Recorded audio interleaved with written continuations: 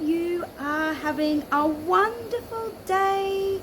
It's beautiful outside today, and I wanted to take this opportunity to share a little about children and socialising. As a childcare worker, having multiple children come to my service, it is a common thing to hear parents talking about the benefits of daycare in regards to socialising their child and believing that their child having interactions and being around other children is needed for healthy development.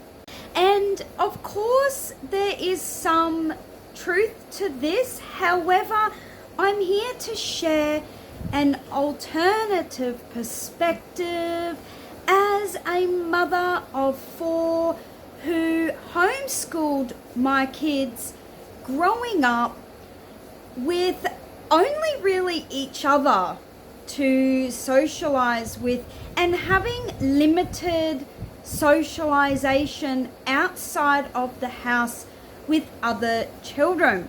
I do have my book here today, which I will be referring to as needed so that I can remember the messages I want to get across and hopefully share my own experiences around having children and them socialising, and also what I see in the childcare environment. I'm just going to read this paragraph from my book. When I first began unschooling, one of the things that caused me panic and stress was the idea that my children weren't socialising with other children as much as they should be. I signed them up for homeschooling activities, play dates and sports, only to find them wanting to pull out weeks or even days later. It was the idea that I had to replace school with something else, the idea that they needed friends. So up until I began my unschooling journey with my children, I did have 2 of those children in school for some time, and I did believe that this was healthy for them and that it was needed as part of their development. And as I embarked on the homeschooling and unschooling journey, I began to see something else. And these fears that I speak of, they soon dissolved, and I came to realise that there were more benefits actually to my children having less socialising with children outside of the home than when they did. What I observed in my children for many, many years was that a lot of their attitudes and bad behaviours that they had when they were little and in school could be attributed to being around lots of different children all of the time. And I came to realise that the more my children were with me and their dad, or even just me or just their dad, the less these behaviours came out. They were being influenced more by each other and their parents than by their peers at school. A big reason why school and kindy and large daycare centres can have negative implications on children as far as socialising goes is because I truly feel that children are not meant to be around a lot of other children constantly. They have their own little energy fields. They need to be able to feel that and be in tune with that and understand how they're feeling and what they need, and this can be clouded if they are constantly around other children with needs and feelings, and this is all meshing together, and it makes it a little confusing for children to know what is theirs and what is somebody else's. And in these large environments that are quite busy and loud and hectic, there's little room for personal space and reflection and time for children to be in tune with what is them and how they do feel and what they do need. Other children's negative behaviours can have an effect, and they can take this on and take this home and dump it onto their siblings and parents, and then that's going to cause friction, and they're likely going to be in trouble for this. Also, children, especially those that are young, the more they are absent from their parents' company, that's going to have negative effects, because children are designed when they are born to form these close bonds and relationships first and foremost with their parents, not with other children. We might tend to believe that they're not learning what they need to learn by only being around their parents, and even if they're a single child, or even if they're only around their siblings. However, we need to ask ourselves if it's actually healthy what they're learning through interacting with many other children who potentially have behaviour issues. Do we want our children learning and developing from other children, or do we want them learning and developing in a safe environment where they feel close to their parents, they feel safe, they feel secure? Now, in saying this, not all households can provide this for children. So while children might not be around other peers and they're not learning these negative behaviours, depending on how we ourselves parent can still have an effect on the socialising process that children go through. Because essentially, socialising in definition isn't being in the company of other people. It's learning and developing. It's becoming who we are in the world, forming our beliefs, forming our perspectives. So we want to set up an environment that's best going to reflect a healthy sense of self in our child. Whether a child is around other children exhibiting negative behaviours or their parents exhibiting negative behaviours, their socialisation skills and development is going to be dependent on what they're learning in general. Having seen my children only around each other for many, many years actually did not prevent them from learning how to socialise appropriately around other children. In fact, it brought them closer, and not having them in a school or kindergarten environment, actually I skipped that stage of them coming home with these negative behaviours. They learned from each other. They learned first and foremost from myself and their dad, and they were able to then carry on these healthy behaviours with each other in the home. And they did grow close connections with each other. Another thing that we tend to believe is that if children are playing alone and they don't have other children to play with, this is a detriment to their development. However, children actually crave alone time more than they crave to be around a lot of other children.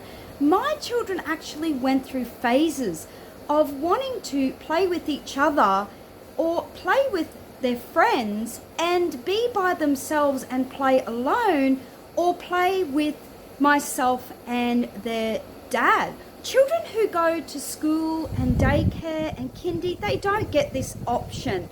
And what I've had to do in these environments is send the message to the children that they don't have to play with each other.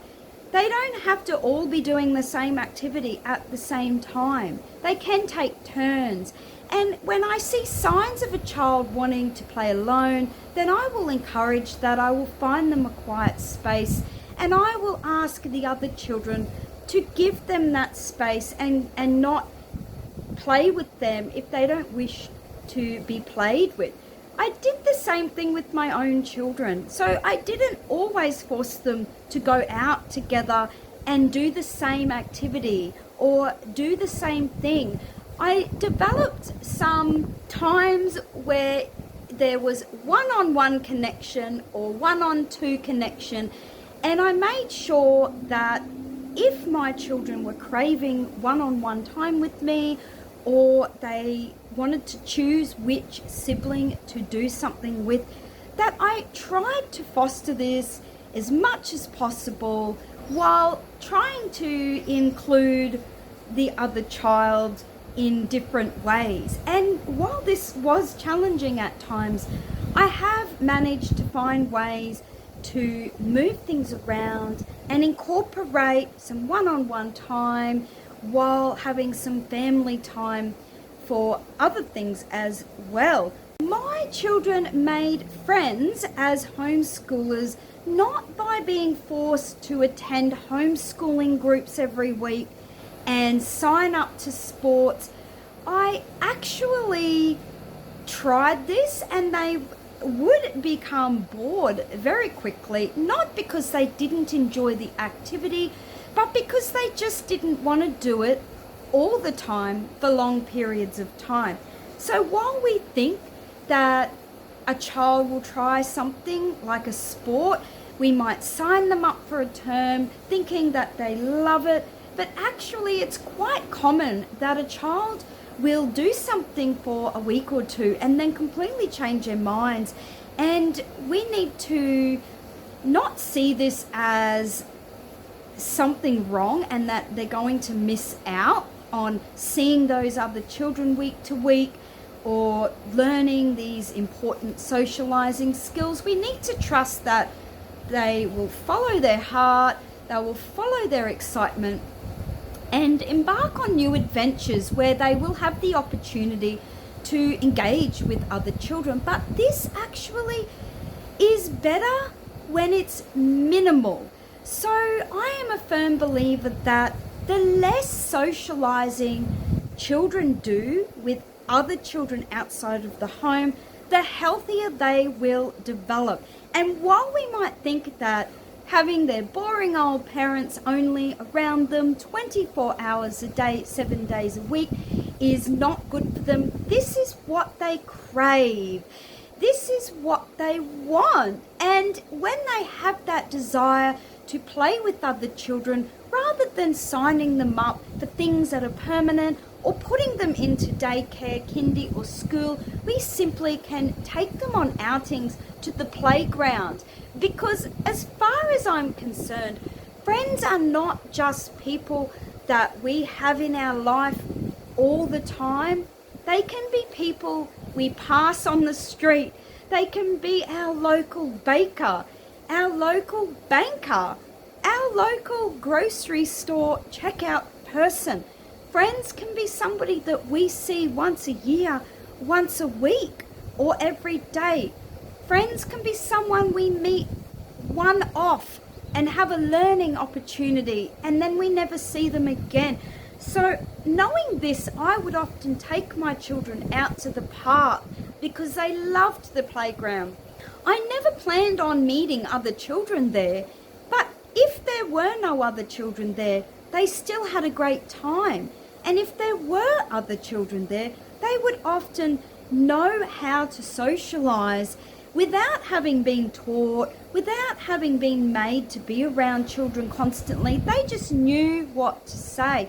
And actually, what I came to see is that children who have little interaction with lots of children outside of the home actually behave more appropriately when they are in situations with other children, as opposed to when they're around other children constantly. Being around other children constantly can cause antisocial behaviours. So if we want our child to develop more social and acceptable behaviours, they actually need less time around their peers, less time around other children. Another way that I provided opportunities for my children to socialise and be around other children was through travel. So we lived on the road off and on for a while when my children were little. And now you don't have to do this. Even camping on a weekend can be just as beneficial. And my children got to meet lots of different children on the road. However, if they played with that child for an hour and they decided they didn't want to, they could just come inside the caravan or the tent and do their own thing. Whereas in school, they had no choice but to be around this child all day long. And I've also seen in a childcare setting that two children that don't get along and don't like each other, they have no choice but to be with each other for 7 hours a day. They can't just say, you know, I've had a bit of time with you, now it's not feeling good for me, I'm going to go home, I'm going to go into my room. They don't have that option. With homeschooling though, because nothing was set in stone and we would go and do things for short periods of time, my children always had the option that if they weren't getting along with somebody or they just were tired of being around other people, they got to go home or they got to go into their room and have some quiet alone time. If there are any parents out there thinking that they're doing something wrong because they aren't ready to put their child in kindergarten or daycare or school, but they're worried that their child isn't going to have opportunities with other children, particularly if they're an only child, there are ways that you can provide this interaction without having to force it onto your child for long periods of time.